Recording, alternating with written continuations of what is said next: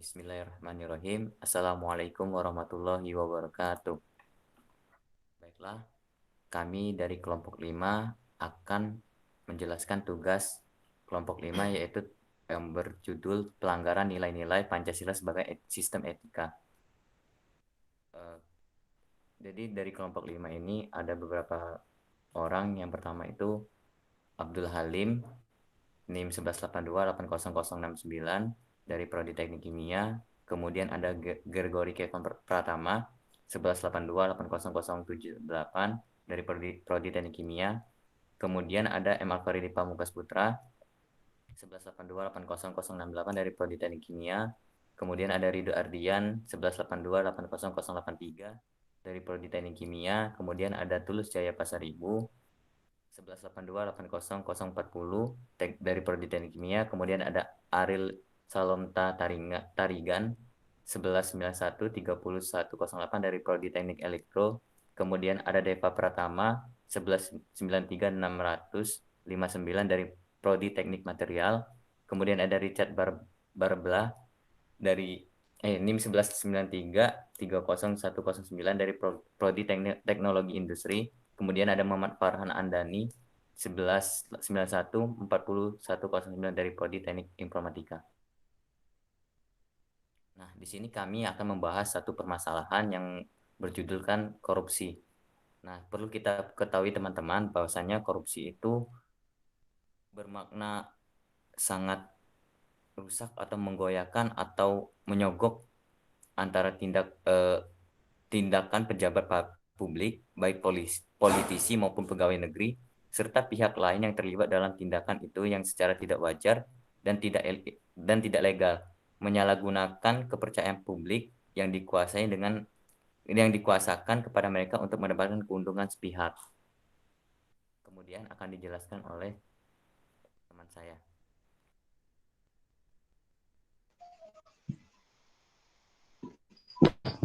Assalamualaikum warahmatullahi wabarakatuh.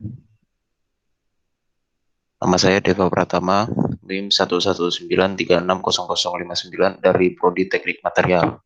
Di sini saya akan menjelaskan tentang analisis dari kelompok 5, yaitu perilaku korupsi yang terjadi inilah yang kemudian telah merusak etika Pancasila, bahkan tidak mengamalkannya.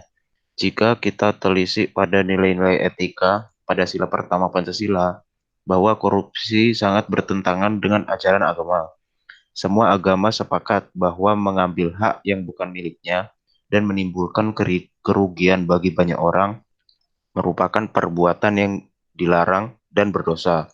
Telah dijelaskan di atas bahwa nilai religius merupakan nilai ketuhanan yang bersumber langsung dari kepercayaan agama, yang menjadikan nilai tertinggi dan mutlak, sehingga para koruptor jelas telah menentang sila pertama yang berkaitan dengan nilai ketuhanan dan dapat dikatakan bahwa mereka telah menafikan ajaran agama. Yang selanjutnya dijelaskan oleh teman saya. Terima kasih, saya Rido, izin melanjutkan analisis dari Deva yang tentang korupsi. Kemudian perilaku korupsi tidak mencerminkan keadilan dalam memperlakukan manusia. Tidak menghargai manusia karena telah mengambil hak milik orang lain. Pada dasarnya, sesama manusia memiliki hak dan kewajiban serta kedudukan yang sama. Pelaku korupsi telah melanggar hal tersebut karena merasa memiliki jabatan, kekuasaan, harta, sehingga dapat membeli hukum dan semaunya mengambil hak yang seharusnya diberikan kepada masyarakat. Pelanggaran selanjutnya yaitu mementingkan kepentingan pribadi di atas kepentingan umum, sehingga dapat dikatakan melanggar sila persatuan Indonesia.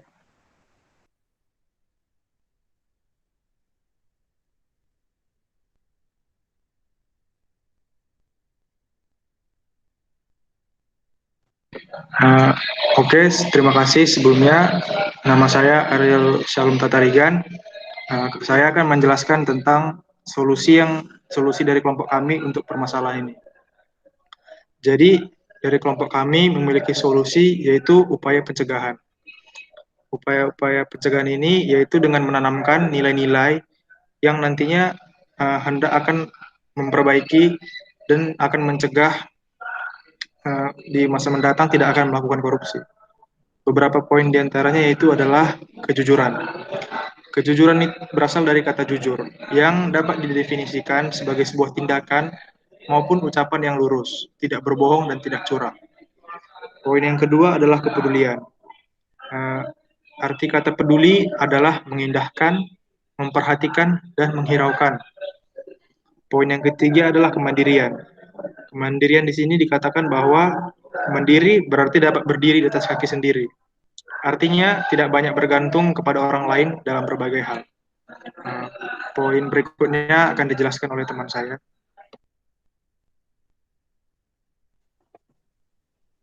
Oke, saya Tulus Jaya Basaribu. Saya akan melanjutkan penjelasan tentang solusi untuk menanamkan nilai-nilai anti korupsi. Yang keempat yaitu kedisiplinan. Kedisiplinan yaitu patuh dan taat terhadap aturan. Manfaat dari disiplin ialah seorang dapat mencapai tujuan dengan waktu yang lebih efisien. Kedisiplinan memiliki dampak yang sama dengan nilai-nilai anti korupsi lainnya, yaitu dapat menumbuhkan kepercayaan dari orang lain dalam berbagai hal.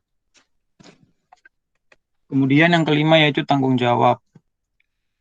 Kata tanggung jawab adalah keadaan wajib menanggung segala sesuatu apapun yang diperbuat. Seseorang yang memiliki tanggung jawab akan memiliki kecenderungan menyelesaikan. Seseorang yang dapat menunaikan tanggung jawabnya sekecil apapun itu, ia akan mendapatkan kepercayaan dari orang lain. Ya, yang keenam, kerja keras. Kerja keras didasari dengan adanya kemauan. Di dalam kemauan terkandung tekad, ketekunan, dan daya tahan, daya kerja, pendirian, keberanian, dan pantang menyerah. Dan yang terakhir adalah keadilan. Keadilan itu artinya tidak berat sebelah atau tidak memihak. Keadilan merupakan penilaian dengan memberikan kepada siapapun sesuai dengan apa yang menjadi haknya, yakni dengan bertindak proporsional dan tidak melanggar hukum. Kemudian akan dilanjutkan oleh teman kami. Yang selanjutnya adalah kebijakan. Yang pertama yaitu penegakan undang-undang secara jelas dan tegas. Undang-undang sebagai dasar yang mengatur pelaksanaan kehidupan, maka penegakannya harus secara jelas dan tegas.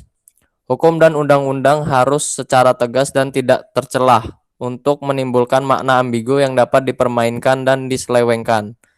Yang kedua, keterbukaan seperti asas KPK dalam upaya pemberantasan tindak korupsi, yaitu keterbukaan.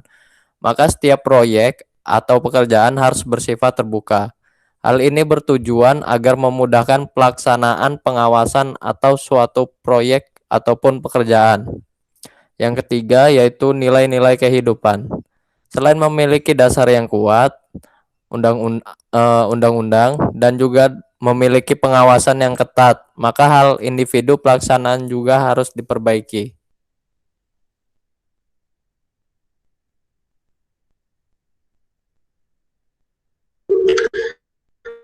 Baik, di sini saya akan menjelaskan kesimpulan yang didapat dari materi tentang pelanggaran nilai-nilai Pancasila sebagai sistem etika. Kesimpulannya adalah penanaman nilai-nilai Pancasila harus lebih ditanamkan, terutama kepada pejabat publik yang sangat mudah sekali melakukan korupsi. Nilai-nilai etika Pancasila juga harus terus disampaikan kepada generasi muda, terutama pada anak usia dini, agar tingkat pertumbuhan korupsi dapat terus ditekan. Oleh karenanya, penyelesaian korupsi harus diselesaikan melalui pendidikan yang kuat, terutama dari keluarga sangat penting untuk menanamkan jiwa anti korupsi. Diperkuat dengan pendidikan formal di sekolah maupun non-formal di luar sekolah. Di perguruan tinggi, penguatan terhadap nilai etika agar tidak terjebak oleh tindakan pidana korupsi tersebut dapat dilakukan melalui pendidikan kepribadian termasuk di dalamnya pendidikan Pancasila. Sekian.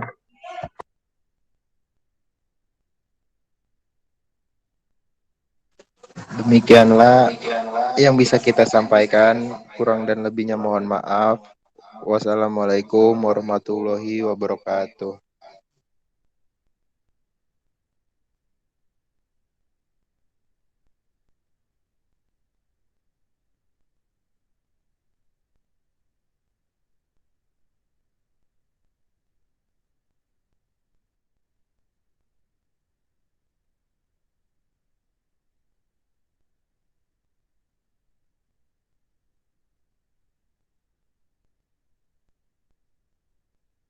Kalau udah kayak gini, ini kan tinggal stop record aja ya.